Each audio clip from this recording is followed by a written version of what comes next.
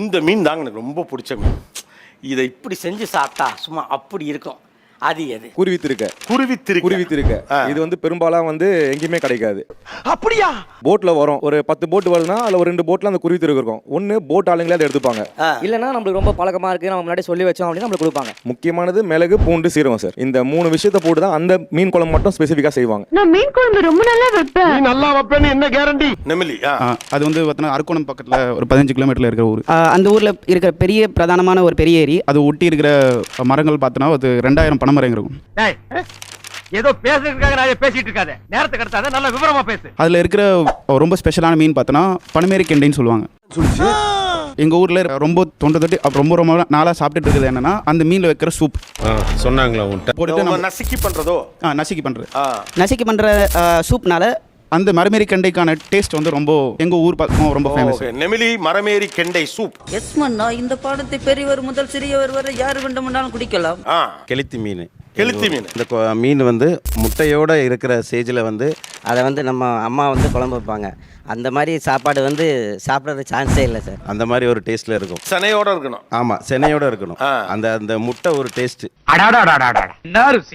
லாஸ்ட்டாக அந்த முட்டையை சாப்பிடுவோம். அது ஒரு டேஸ்ட். அது வீட்டில் மூத்தவனுக்கு தான் கொடுப்பாங்க வேற. இல்லை, அது நான் மூத்தவன் தான். அதான் தெரியுதுல. இல்லை கரெக்டாக பிடிப்போம்ல, அடி வாங்கியிருக்கோம்ல. என்னதான் எத்தனை மீன் வரட்டும், சால மீனுக்கு ஈடா எந்த குழம்புமே இருக்காது. கன்னியாகுமரியா? திருநெல்வேலி.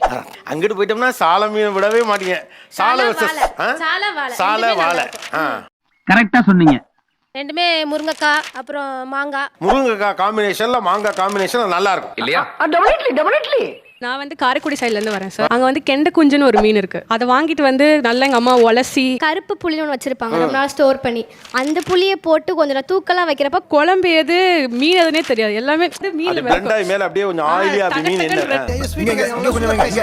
சூப்பர் சாப்பாடு. கனவா மீன் வந்து பாத்தீங்கன்னா நார்மலா குழம்புக்கு பண்றதை விட கிரேவியா பண்ணி சாப்பிட்டா ரொம்ப நல்லா இருக்கும். ஆக்சுவலா குழம்பு வேற கிரேவி வேறயான்னு.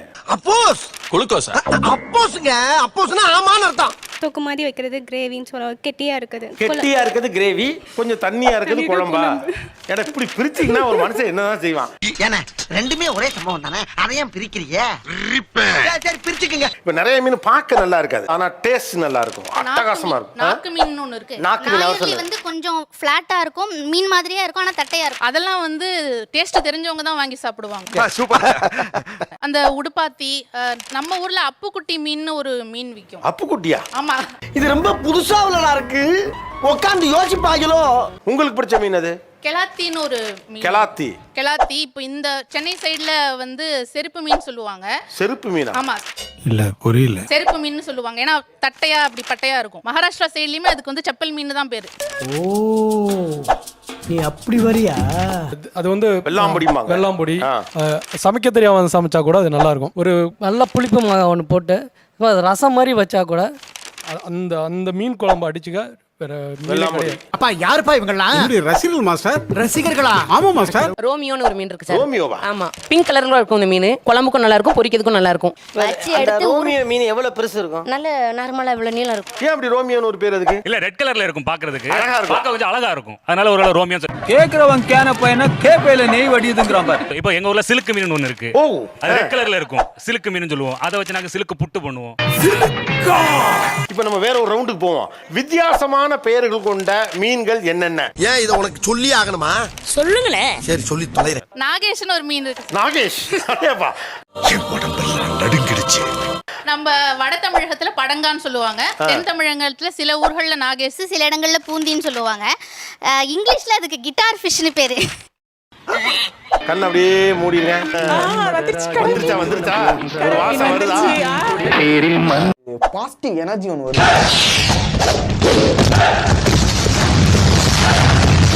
கண்ணை திறங்க எல்லாரும். வருதா மீன் வாசம்? எப்ப நீங்க சொன்ன எல்லா மீனும் இங்க இருக்குன்னு நினைக்கிறேன்ப்பா. யாராவது ஒருத்தர் இதை கிளியரா எக்ஸ்பிளைன் பண்ணுமா? ஆஹா, இப்போ ஒரு அளப்பறை கொடுத்தா தானே தப்பிக்க முடியும். இது பால் சுறா. எப்ப இது உண்மையா பெருசா? இது பால் சுறா. நான் பயமா இருக்கு செத்த பிறகும். அந்த பாயா இருக்கணும்டா. இதுதான் சார் ரோமியோ சங்கரா. இதான் ரோமியோ சங்கராவா? இது வந்து பாம்பே சங்கரா. வரும் சார். ரோமியோ சங்கராக்கு காப்பி ரைட்ஸ் வச்சிருக்கவங்கள்ட்ட கேட்போம். என்ன அழகா இருக்கு இதுக்கு ரோமியோன்னு பேரு. அழகா இருக்கு. நல்லா இருக்கு சார். பாருங்களேன் மற்ற மீன் எல்லாம் ஒரு மாதிரி கலர்ல இருக்கு சார் இது நல்ல பிங்கா சூப்பரா இருக்குல்ல ஷைனிங்கா.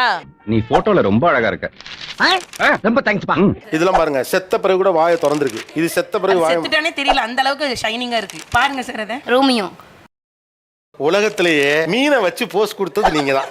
அழகா கொடுத்தீங்க. பெரும்பாலும் எந்த ஃபிஷ் டேஸ்ட் அதிகம்? சின்ன மீன் டேஸ்டா இருக்குமா இல்ல இந்த பெரிய மீன் டேஸ்டா இருக்குமா? அப்படி கேளுங்க. இப்ப கேட்டீங்களே நியாயமான கேள்வி. சின்ன மீன் தான் டேஸ்டா இருக்கும் சார். ஓகே, ஏன் அப்படி? சின்ன மீன் ஏன் டேஸ்டா இருக்கும் அப்படின்னு பாத்தீங்கன்னா மசாலா வந்து சீக்கிரமா அப்சர்வ் ஆகும். சாரும் ஆனா வந்து பாத்தீங்கன்னா பெரிய மீன்ல அவ்வளவு சீக்கிரமா அப்சர்வ் ஆகாது. நமக்கு ஒத்து வராது.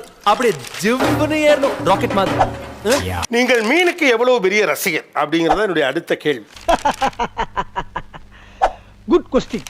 கேரம் மீன் தெரியும் சார், கேரம் மீன் டியூனான்னு சொல்லுவாங்க. இந்த மீன் வந்து ஒரு 60 கிலோ 50 கிலோ மேலே வர மீனில் துண்டு போட்டோம் அப்படின்னா அதில் வந்து சின்னதாக ஒரு ஸ்லைஸ் போட்டு அதை ராவா சாப்பிட்டீங்க அப்படின்னா வெள்ளரி பிஞ்சி டேஸ்ட்டில் இருக்கும் சார். இது மீனை ராவா சாப்பிட்டீங்களா? மீனை ராவா நான் சாப்பிட்ருக்கேன் சார். நான் ஆனா சாப்பிடலாமா? அப்படி சாப்பிடக்கூடாது. ஒரு ஆசைக்காக சாப்பிட்டது. அந்த டைமில் மீன் வெட்டுற அண்ணன் கூட அந்த மீனை கொடுக்கும்போது இதை லைட்டாக சாப்பிட்டு பாருப்பா அப்படின்னாரு. ஸோ அவர் சொன்னதுக்காக நான் சாப்பிட்டு பார்த்தேன். அவர் சொன்ன அந்த வெள்ளரி பிஞ்சி டேஸ்ட் இருந்துச்சு அந்த டியூனா ஃபிஷ். அறிவு இருக்கு அவனுக்கு. என்ன காரியம் செஞ்சிருக்க? மத்தி மீன் நைட்டு வச்சிடணும் சார். அப்புறமா சாதத்தில் கொஞ்சம் தண்ணியை ஊற்றி வச்சு அதில் கொஞ்சம் தயிரை ஊற்றி காலையில் அப்படி கரைச்சி இந்த மீன் குழம்பு இருக்கு பார்த்தீங்களா, நைட்டு ஃபுல்லாக மேரினேட் ஆகுது. அதுக்கு வெதுன்னு சூட வச்சு அப்படியே இந்த அப்படியே ஒரு சின்ன குழி பண்ணி அதில் ஊற்றி ஒரு இழு இருக்கணும் சார். அப்படி தேவாமிர்தமாக இருக்கும். சொல்லேனே எனக்கு நாக்கெல்லாம் ஊறுதுங்க. மீனை பச்சையா பார்க்கும்போது நாக்கு துடியா துடிக்குது. நவரை குழம்புக்கு அவ்வளோ டேஸ்டா இருக்கும். நவரை, மத்தி, நீங்க சொன்னீங்கல்ல கவள மீன், அது சங்கரா. இது 4 சேர்த்து ஒரு குழம்பு வச்சு பாருங்களேன், அவ்வளோ ஒரு டேஸ்டா இருக்கும். ஊருக்கு போனோம்னா என்னோட எய்ம் பூரா கட்டுமாடி போகணும், செங்கனி வாங்கணும், முத்துப்பேட்டை போகணும், தேசப்படி வாங்கணும். இவ்வளவுக்கும் போனீங்கன்னா எங்கள் ஊர்லேருந்து முத்துப்பேட்டை வந்து 72 கிலோமீட்டர் சார். ஆனால் 1 கிலோ மீன் வாங்குறதுக்காண்டி நான் அவ்வளோ தூரம் போவேன். மீனை வந்து மீனை வாங்கி சாப்பிட்றது இல்லை விஷயம் இல்லையா, இந்த மீனுக்காக அவ்வளோ தூரம் வர்றோம் வாங்குறோம்ல, அந்த டிராவல் அதுதான் எனக்கு. மீன் சாப்பிட்றத விட மீன் வாங்க தேடி தேடி போகிறது ஒரு பெரிய தூக்குவாளி எடுத்துக்கிட்டு. ஆமாம், ஏன் இந்த தேவையில்லாத வேலை? எனக்கு கண்ணை கட்டிட்டு ஒரு 20 வெரைட்டி மீனை நீங்கள் வச்சிங்கன்னா நான் சாப்பிட்டு பார்த்து இது இந்த ஃபிஷ்னு சொல்லிடுவேன் நான். கிழிச்சது போதும் போறேன். முதல் மரியாதையில சிவாஜி கணேசன் சார் சாப்பிட்டது மீன் இது. எடுங்க, ஒரு மீன் பீஸ் எடுங்க. Very good. அந்த முதல் மரியாதையில சிவாஜி சாப்பிடுவார்ல, அதே மாதிரி யாராவது இதை சாப்பிட்டு காட்ட முடியுமா?